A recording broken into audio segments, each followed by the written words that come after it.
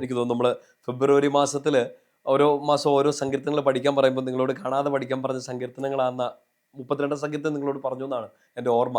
അതിനകത്ത് ഒരു സുന്ദരമായ വചനം ഇന്ന് രാത്രി നമ്മളൊന്ന് ഷെയർ ചെയ്യണം. 32ാമത്തെ സങ്കീർത്തനത്തിൽ അതിൻ്റെ 10ാമത്തെ വാക്യം ഇങ്ങനെയാ: ദുഷ്ടർ അനുഭവിക്കേണ്ട വേദനകൾ വളരെയാണ്, കർത്താവിൽ ആശ്രയിക്കുന്നവനെ അവിടുത്തെ സ്നേഹം വലയം ചെയ്യും. ഇതൊന്ന് എൻ്റെ കൂടെ റിപ്പീറ്റ് ചെയ്യാവോ? കർത്താവിൽ ആശ്രയിക്കുന്നവനെ അവിടുത്തെ സ്നേഹം വലയം ചെയ്യും. വലയം ചെയ്യുന്ന വെച്ചാൽ എന്താ? ഈശോ ഇങ്ങനെ നമ്മളെ പൊതിഞ്ഞു പിടിച്ചോളുന്നു. ആരെയാണ്? കർത്താവിൽ ആശ്രയിക്കുന്നവരെ കർത്താവ് ഇങ്ങനെ വലയം ചെയ്യുന്നു. പ്രിയപ്പെട്ട സഹോദരങ്ങളെ, ഇന്ന് രാത്രി നിങ്ങളോട് ഇത് ഷെയർ ചെയ്യുമ്പോൾ ഈ അടുത്തിടയ്ക്ക് ഉണ്ടായ ഒരു സംഭവം എന്താണെന്ന് ഞാൻ പറയുന്നില്ല. ഞാനിത് പറഞ്ഞുകൊണ്ടിരിക്കുമ്പോൾ തന്നെ നിങ്ങൾക്ക് ഏകദേശം അത് ഗസ് ചെയ്യാൻ പറ്റുമെന്ന് തോന്നുന്നു. വളരെയധികം ഒരു പേടിപ്പെടുത്തുന്ന ഒരു സാഹചര്യത്തിൽ കൂടെ ഒരു കുടുംബം ഇങ്ങനെ കടന്നുപോയി.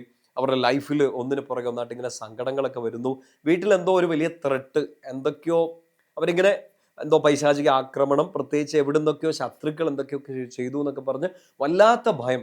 ഞാൻ അവരോട് സംസാരിച്ചിട്ട് ഒത്തിരി നേരമൊന്നും സംസാരിച്ചില്ല, കാരണം I'm not so good at counselling. അങ്ങനെ ഒരു കൗൺസിലിംഗ് ശുശ്രൂഷയ്ക്കൊന്നും ഞാൻ അത്ര നല്ലതല്ല. അവരോട് ഒരു മണിക്കൂർ ആരാധനയ്ക്ക് ഇരിക്കാൻ പറഞ്ഞു.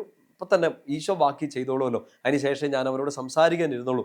അപ്പോൾ അവരുടെ അടുത്ത് നിന്ന് കേട്ട പ്രശ്നങ്ങളൊക്കെ അനുസരിച്ച് ഒരു റിയൽ സിറ്റുവേഷൻ, ഒരു റിയൽ ഭയത്തിൽ കൂടെ അവർ കടന്നു പോകുന്നുണ്ട്. ഞാൻ അവരോട് പറഞ്ഞു കൊടുത്ത കുറച്ച് കാര്യങ്ങൾ ഞാൻ ഇന്ന് നിങ്ങളുമായിട്ട് ഷെയർ ചെയ്യാൻ വേണ്ടിയിട്ട് പോവാണ്. നമുക്കും ഉണ്ടാവും ചിലപ്പോൾ ഭയം, ലൈക്ക് കൂടോത്രം, ആഭിചാരം, ഇങ്ങനത്തെ സാധനങ്ങളൊക്കെ നമ്മൾ ഭയങ്കര ഭയപ്പെടുത്തുന്നുണ്ട്.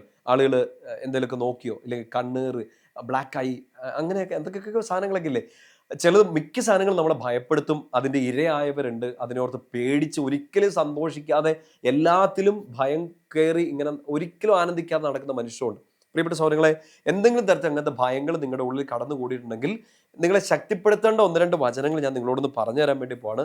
ഇത് നിങ്ങളൊന്ന് അടയാളപ്പെടുത്തി വെച്ചോ, ഇല്ലെങ്കിൽ നോട്ട് ബുക്കിലേക്ക് ഒന്ന് കുറിച്ച് വെച്ചോ. ഈ വചനങ്ങളൊക്കെ, ഇത് ഇങ്ങനെ തരത്തിലുള്ള എന്തെങ്കിലുമൊക്കെ ഒരു ഭയം, ആരെങ്കിലുമൊക്കെ കൂടോത്രം ചെയ്തു, ആരെങ്കിലും ആഭിചാരം ചെയ്തു, അങ്ങനെയുള്ള എന്തെങ്കിലും തരത്തിലുള്ള ഭയങ്ങളുടെ നിങ്ങളോ നിങ്ങളുടെ പ്രിയപ്പെട്ടവരോ കടന്നു പോകുന്നുണ്ടെങ്കിൽ ഈ വചനങ്ങളൊന്ന് എഴുതി വെക്കണം. ആദ്യം എഴുതി വെക്കേണ്ടത് നമ്മളിപ്പോൾ വായിച്ച വചനമാണ്, സങ്കീർത്തനം 32:10. കർത്താവിൽ ആശ്രയിക്കുന്നവനെ അവിടുത്തെ സ്നേഹം വലയം ചെയ്യും. Believe this. നിങ്ങളുടെ വീട്ടിൽ നിങ്ങളുടെ കൂട്ടുകാരുടെ ഇടയിൽ അങ്ങനെ വലിയ പേടിയിലൂടെ കടന്നു പോകുന്ന ആളുകളോട് ആദ്യം കൊടുക്കേണ്ട പ്രത്യേകത ഇതാണ്: നീ ആരിൽ ആശ്രയിക്കുക? നിനക്കെതിരെ ഈ കൂടോത്രം ചെയ്തവരെ, നിനക്കെതിരെ ഈ ഇത് അങ്ങനെയൊക്കെ എന്നൊക്കെ ചെയ്തേ, അവരെ നോക്കിക്കൊണ്ട് ഇങ്ങനെ വിഷമിച്ചുകൊണ്ടിരിക്കാതെ കർത്താവിൽ ആശ്രയിക്കുക. കർത്താവിൽ ആശ്രയിക്കുന്നവനെ അവിടുത്തെ സ്നേഹം വലയം ചെയ്യും. ഒരു വചനം ഒന്ന് എഴുതി വെച്ചോ. ജ്ഞാനത്തിന്റെ പുസ്തകത്തിൽ 3-ാമത്തെ അധ്യായം അതിന്റെ 1-ാം വാക്യം: നീതിമാന്മാരുടെ ആത്മാവ് ദൈവകരങ്ങളിലാണ്, ഒരു ഉപദ്രവവും അവരെ സ്പർശിക്കുകയില്ല. ഒരു ഉപദ്രവവും നിന്നെ തൊടില്ലെന്ന്. കാരണം നീതിമാനാണെങ്കിൽ, വിശുദ്ധിയിലാണെങ്കിൽ ഒരു ഉപദ്രവവും നിന്നെ സ്പർശിക്കില്ല. കാരണം നീ കർത്താവിൻ്റെ കരങ്ങളാണ്. ഈശോയുടെ കയ്യിലിരിക്കുന്ന നിന്നെ തോണ്ടാൻ ഏത് പിശാചാണ് ഇവിടെ വരുന്നത്? ഈശോയുടെ കരങ്ങളിൽ സുരക്ഷിതയായി നിൽക്കുന്ന നിന്നെ മാന്താൻ ഏത് പിശാച് വരുമെന്നാണ്? നീതിമാനായിരിക്കുക, നീതിമതിയായിരിക്കുക, വിശുദ്ധിയിലായിരിക്കുക. നിന്റെ ആത്മാവ് ദൈവകരങ്ങളാണ്, ഒരു ഉപദ്രവവും നിന്നെ സ്പർശിക്കുകയില്ല. പ്രിയപ്പെട്ട സ്വരങ്ങളെ, ഇത് മനസ്സിലേക്ക് നിങ്ങൾ സൂക്ഷിച്ചു വെക്കണം. ഭയപ്പെട്ടിരിക്കുകയല്ല. ഭയം നമ്മളെ ദുഃഖത്തിലേക്ക് കൊണ്ടെത്തിക്കും. പ്രത്യാശ നമ്മളെ ആനന്ദത്തിലേക്ക് കൊണ്ടെത്തിക്കും. നിങ്ങൾക്ക് എന്താ വേണ്ടേ? ഈശോയിലുള്ള പ്രത്യാശ നിങ്ങൾക്ക് ആനന്ദം തരും. ഇല്ലെങ്കിൽ ഈ ഭയം നിങ്ങളെ ലൈഫ് ലോങ് സങ്കടത്തിലേക്ക് കൊണ്ടെത്തിക്കുകയുള്ളൂ. നമ്മൾ ശ്രദ്ധിക്കേണ്ട ഒരു കാര്യം ഇപ്പം പറഞ്ഞ വചനാണ്: നീതിമാന്മാരുടെ ആത്മാവ് ദൈവകരങ്ങളാണ്. മുമ്പേ വായിച്ച വചനം ഓർക്കുന്നില്ലേ? ദൈവത്തിൽ ആശ്രയിക്കുക. 2 കാര്യങ്ങൾ: ഒന്ന് ദൈവത്തിൽ ആശ്രയിക്കുക, 2 നീതിബോധം, വിശുദ്ധിയിലായിരിക്കുക. അതിനോട് ചേർന്നൊരു വചനാണ് 1 യോഹന്നാൻ 5:18. വചനം ഒന്ന് അടയാളപ്പെടുത്തിയിട്ടോ.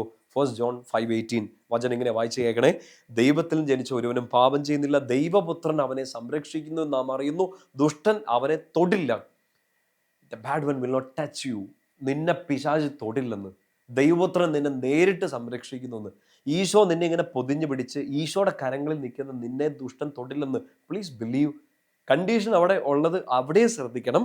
ദൈവത്തിൽ ജനിച്ച ഒരുവനും പാപം ചെയ്യുന്നില്ല. എൻ്റെ പ്രിയപ്പെട്ട സ്വരങ്ങളെ, നമ്മൾ തല്ലിപ്പിടുത്തരങ്ങളെല്ലാം കാണിച്ചു കൂട്ടിയിട്ട് ഇനി എന്നെ പിശാച് തൊടത്തില്ലെന്ന് പറഞ്ഞുകൊണ്ട് നടക്കരുത്. നിങ്ങൾക്ക് എന്തെങ്കിലും തരത്തിലുള്ള ഭയങ്ങൾ, പ്രത്യേകിച്ച് ഇങ്ങനെ കൂടോത്രം, ആഭിചാരം, മന്ത്രവാദം, അവർ ചെയ്തു ഇത് ചെയ്തു എന്നൊക്കെയുള്ള ഭയങ്ങളിലൂടെ കടന്നു പോകുന്നുണ്ടെങ്കിൽ ഫസ്റ്റ് തിങ്, ആ കെട്ടഴിച്ച് ഈ കെട്ടഴിച്ച് നടക്കില്ല. ആദ്യം പാപത്തിന്റെ കെട്ട് അഴിച്ചു വിടുക.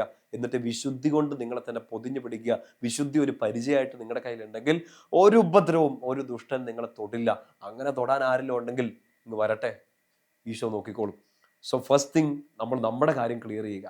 അത് കഴിഞ്ഞിട്ടാണ് നമുക്കിപ്പോൾ ഒരു വലിയ പ്രചോദനം എന്നാ, അവരായിരിക്കും ഇത് ചെയ്തത്, ഇവരായിരിക്കും ഇത് ചെയ്തത്, അപ്പോൾ അതിനുള്ള തിരിച്ചുള്ള പ്രക്രിയ, പരിഹാരം എന്തൊക്കെയാണെന്ന് ഓർത്തിങ്ങനെ സമയം കളഞ്ഞ് മനസ്സിലെ സന്തോഷം മുഴുവൻ കളയുകയും ചെയ്യും. നമുക്ക് ആദ്യം ചെയ്യേണ്ടത് ഫസ്റ്റ് തിങ്സ് ഫസ്റ്റ്, നമുക്ക് നമ്മുടെ ഭാഗം ക്ലിയർ ആക്കണം. ദൈവത്തിൽ ജനിച്ചവൻ പാപം ചെയ്യുന്നില്ല, ദുഷ്ടൻ അവനെ തൊടത്തില്ല. നീതിമാന്റെ കരം ദൈവകരങ്ങളാണ്, അവനെ പിന്നെ ഒരു ഉപദ്രവവും തൊടത്തില്ല. ദൈവത്തിൽ ആശ്രയിക്കുന്നവനെ അവിടുത്തെ സ്നേഹം വലയം ചെയ്യും. സോ ഈ പേടി ആദ്യം ഒഴിവാക്കി പ്രത്യാശ കൂട്ടുക. പ്രത്യാശ കൂട്ടണമെങ്കിൽ ആദ്യം നമ്മുടെ വഴികൾ ക്ലിയർ ആക്കുക, ഈശോയോട് ചേർന്ന് നിൽക്കുക. ഒരു വചനോടെ പറഞ്ഞ് ഞാനിത് ഇന്നത്തെ നമ്മുടെ കുഞ്ഞു ചിന്ത അവസാനിപ്പിക്കാം. പഴയ നിയമത്തിൽ സംഖ്യാപുസ്തകത്തിൽ 23-ാം അധ്യായം അതിൻ്റെ 23-ാമത്തെ വാക്യാണ്. നമ്പേഴ്സ് 23:23 വചനം നിങ്ങൾ നേരത്തെ കേട്ടുള്ളതെന്നാണ് എനിക്ക് തോന്നുന്നത്. സംഖ്യ 23:23 നമ്മളിങ്ങനെ വായിക്കും, യാക്കോബിന് ആഭിചാരം ഏൽക്കുകയില്ല, ഇസ്രായേലിനെതിരെ ക്ഷുദ്രവിദ്യ ഫലിക്കുകയില്ല. ഇത് ദൈവവചനം ആയതുകൊണ്ട് അത് അതേപടി എടുത്ത്, യാക്കോബിന് ആഭിചാരം ഏൽക്കുകയില്ല, ഇസ്രായേലിനെതിരെ ക്ഷുദ്രവിദ്യ ഫലിക്കില്ല. ഇത് നമ്മളോട് തന്നെ ഒന്ന് പറയാമോ? എനിക്കെതിരെ ഒരു ആഭിചാരവും, എനിക്കെതിരെ ഒരു ക്ഷുദ്രവിദ്യയും ഫലിക്കില്ല. എനിക്കെതിരെ, എൻ്റെ കുടുംബത്തിനെതിരെ, എൻ്റെ ജോലി, എൻ്റെ സ്വപ്നങ്ങൾക്കെതിരെ ഒരു ക്ഷുദ്രവിദ്യയും ഫലിക്കില്ല. കണ്ടീഷൻ അവിടെയും പറയുന്നുണ്ട്. സംഖ്യ 23:21 യാക്കോബിൽ അവിടുന്ന് തിന്മ കണ്ടില്ല, ഇസ്രായേലിൽ ദുഷ്ടത ദർശിച്ചതുമില്ല, അവരുടെ ദൈവം അവരുടെ കൂടെയുണ്ട്.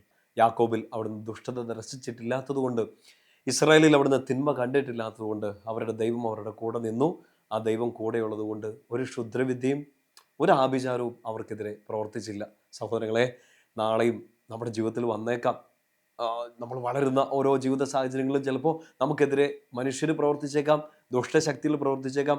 ആ ദുഷ്ടശക്തികളുമായിട്ട് കൈകൊടുത്ത് മനുഷ്യർ നമുക്കെതിരെ കരങ്ങൾ ഉയർത്തേക്കാം. പക്ഷേ നമ്മൾ കൈകൾ ഉയർത്തിയത് ഈശോയിലേക്കാണ്. ഈശോ കരങ്ങൾ വിരിച്ചു പിടിച്ച് കുരിശിൽ നമുക്കെതിരെയുള്ള സകല തിന്മകളെയും അവഹേളന പാത്രമാക്കിയിട്ടുണ്ടെന്നുള്ള ഉറച്ച ബോധ്യത്തിൽ ഈശോയോട് ചേർന്നേക്കുക. നീതിയിൽ, വിശുദ്ധിയിൽ, പാപങ്ങൾ ചെയ്യാതെ അവൻ്റെ രക്ഷാകര കരത്തിൻ്റെ വലയത്തിൽ അങ്ങ് നിന്നോ.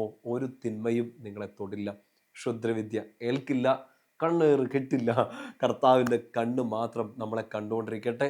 കർത്താവിനെ മാത്രം നോക്കി നമുക്ക് വിശുദ്ധിയോടെ, ആത്മധൈര്യത്തോടെ, ആനന്ദത്തോടെ ജീവിക്കാം. നമ്മുടെ കർത്താവ് ഈശോ മിശിഹായുടെ കൃപയും പിതാവായ ദൈവത്തിൻ്റെ സ്നേഹവും പരിശുദ്ധാത്മാവിൻ്റെ സഹവാസവും കൂടി ഉണ്ടായിരിക്കട്ടെ, ഇപ്പോഴും എപ്പോഴും എന്നേക്കും. ആമേൻ. ഈശോ മിശിഹായ്ക്ക് സ്തുതിയായിരിക്കട്ടെ.